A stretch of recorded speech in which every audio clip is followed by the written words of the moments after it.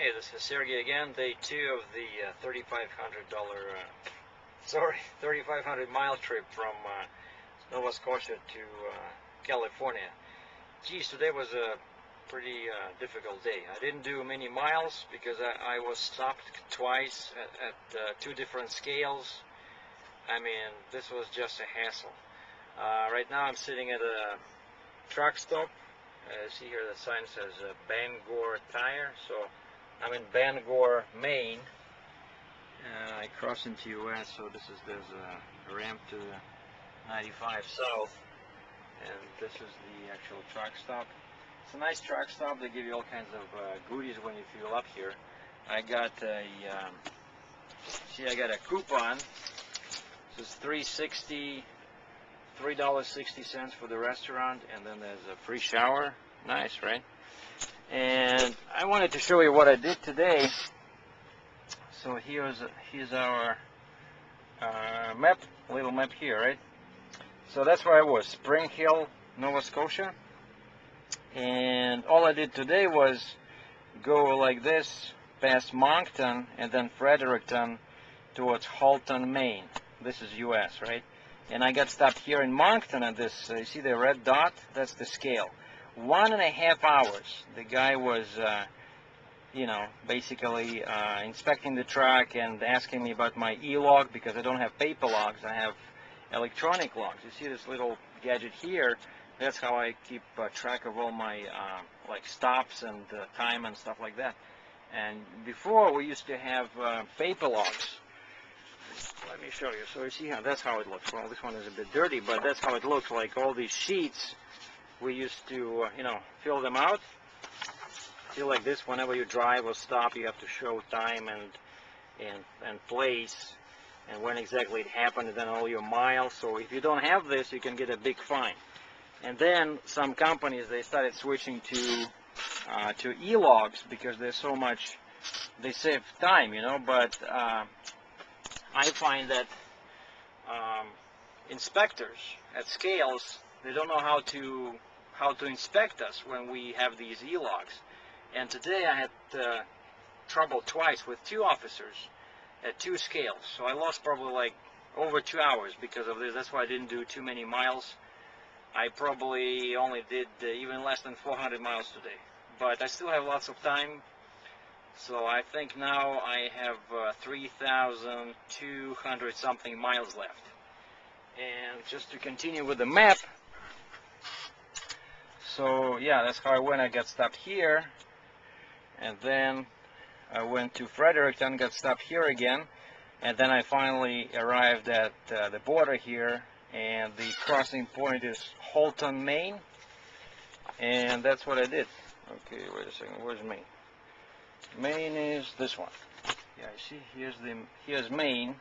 There's a little insert here, so that's where 95 starts. There's New Brunswick. This is Maine, and then basically it continues like this south, and there's Bangor. Bangor. This is exit 180. So it means that I am 180 miles away from the border with the next state. 180 miles. So I'm near. So tomorrow I'm going to pass Portland, and I'm going to go towards Boston. So basically I decided to go through Maine as opposed to going through Quebec. I'm going to go like this, basically closer to the south of the US. I figure that this way, I'll get into less mountains, and I don't want to go on the 70 west of Denver. Forget it. Anyway, and so today the load I have is not that heavy.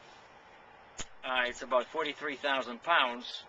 Well, not light, but it's not 45, thanks God. But it's hazardous. So hazardous means that I have to carry placards on all sides of the trailer.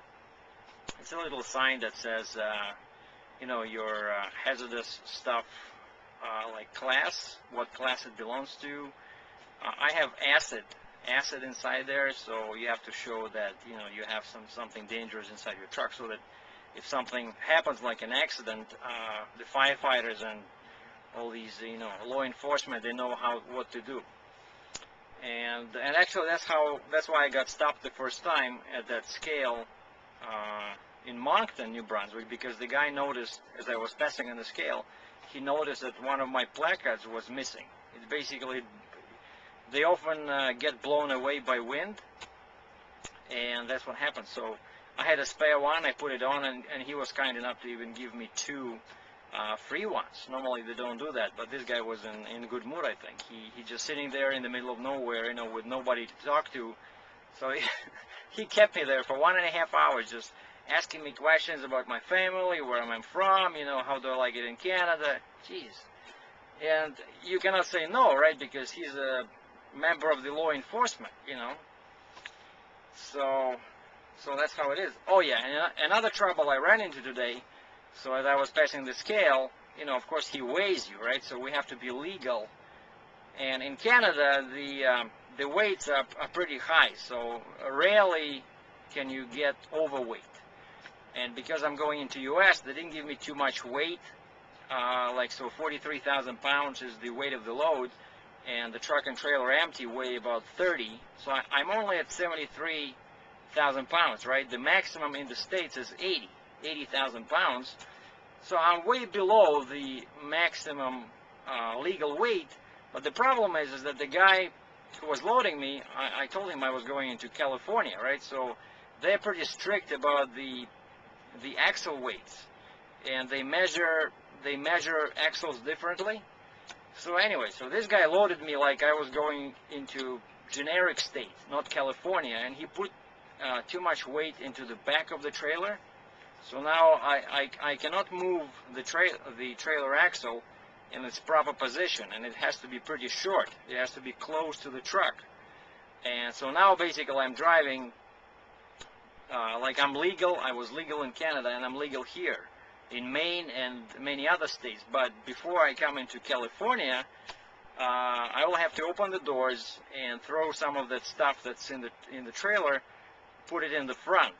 And of course no one is going to help me, and the stuff I have there, it's some of these parts are pretty heavy, so I just have to lift them with my hands and move them into the front, because this guy, he put 3 skids, like instead of putting 2 skids, you know, 2 in a row, he put 1 single and then 1 single and 1 single right in front here.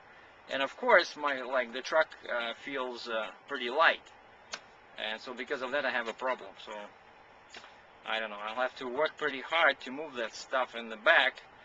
And this was day 2 of the 3,500-mile trek from Nova Scotia to Los Angeles.